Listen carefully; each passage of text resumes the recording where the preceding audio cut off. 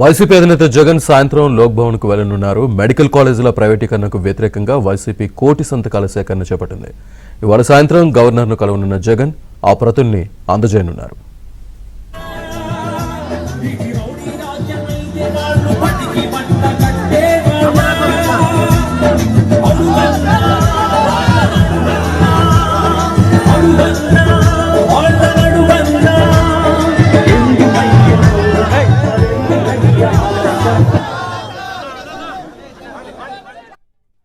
బహుశా రాష్ట్రంలో ఎప్పుడు కూడా జరిగి ఉండదు.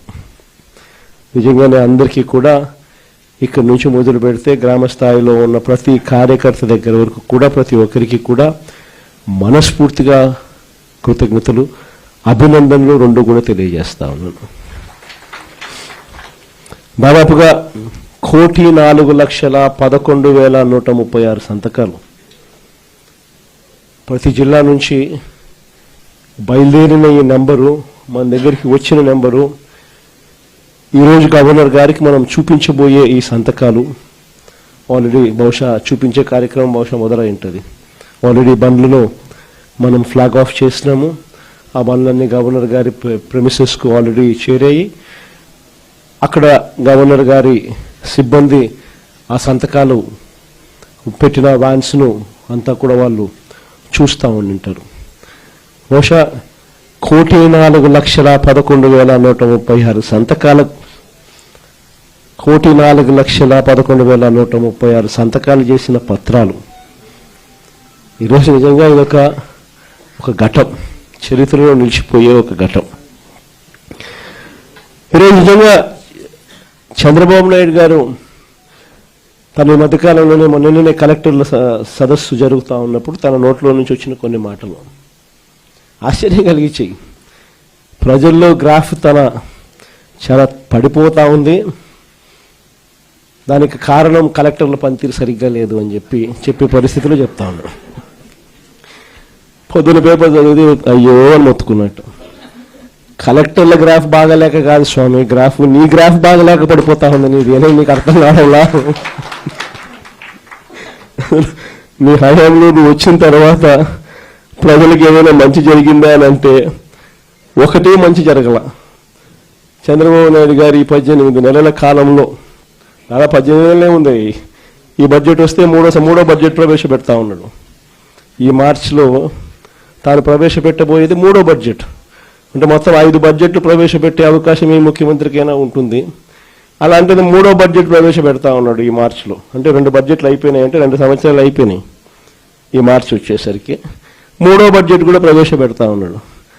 మరి ఈ 2 సంవత్సరాలు, ఈ కాలంలో 2 బడ్జెట్లు ప్రవేశపెట్టి దాదాపుగా 2 సంవత్సరాలు అయిపోవస్తా ఉన్న ఈ కాలంలో ప్రజలకు ఏదైనా మంచి జరిగిందా అని అంటే బోర్డు సున్నా కనిపిస్తుంది. అంతవరకు ప్రజలకు అందుబాటులో ఉండే అన్ని స్కీములు రద్దయిపోయినాయి.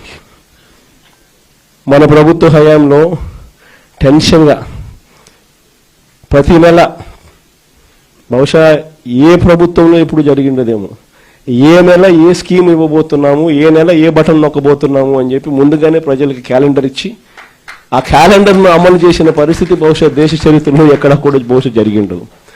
అలాంటి మన పాలన చూసి చంద్రబాబు నాయుడు గారు అవన్నీ చేయడమే కాకుండా ఏముంది జగన్ చేసే పని, ఎవడైనా చేయొచ్చు, ఇంట్లో ముసలోళ్ళైనా చేయొచ్చు అని చెప్పి అన్నాడు. అవన్నీ చేయడమే కాకుండా నేను సూపర్ 6, సూపర్ 7 కూడా హామీలు అమలు చేస్తానని చెప్పిన వ్యక్తి ఈ 22 ఏళ్ళు కావస్తా ఉన్న ఈ సమయంలో చంద్రబాబు నాయుడు గారి హయాంలో జరిగింది ఏమిటి అని అంటే, అన్ని పథకాలు, గతంలో జరిగే అన్ని పథకాలు రద్దు కావడం, సూపర్ 6లు, సూపర్ 7లు మోసాలుగా మిగిలిపోవడం, పైగా వ్యవస్థలన్నీ పూర్తిగా నీరు గారిపోవడం, నిర్వీర్యమైపోవడం, ఈ 3 చూసాం మనం. అందుకే చంద్రబాబు నాయుడు గ్రాఫ్ ఈరోజు ఎంత లేపినా కూడా గ్రాఫ్ లేయడంలా పైకి. ఎందుకంటే అన్ని అబద్ధాలు, అన్ని మోసాలు అని చెప్పి ప్రజలకు అర్థమైపోతూ ఉంది, కనిపిస్తూ ఉంది. కాబట్టి అసలు మొట్టమొదటిసారిగా వ్యవస్థలన్నీ కూడా కుప్పగూలిపోయిన పరిస్థితి చూస్తూ ఉన్నాం. ప్రజలకు సంబంధించిన ఆరోగ్యశ్రీ తెరమరుగైపోతూ ఉంది, ప్రజలకు సంబంధించిన ఫీజు రీయింబర్స్మెంట్, పిల్లలకు సంబంధించిన ఫీజు రీయింబర్స్మెంట్ బకాయిలతో పిల్లలు చదువులు ఆగిపోతూ ఉన్నాయి. ఏ రైతుకు గిట్టుబాటు ధరలు రాని పరిస్థితి.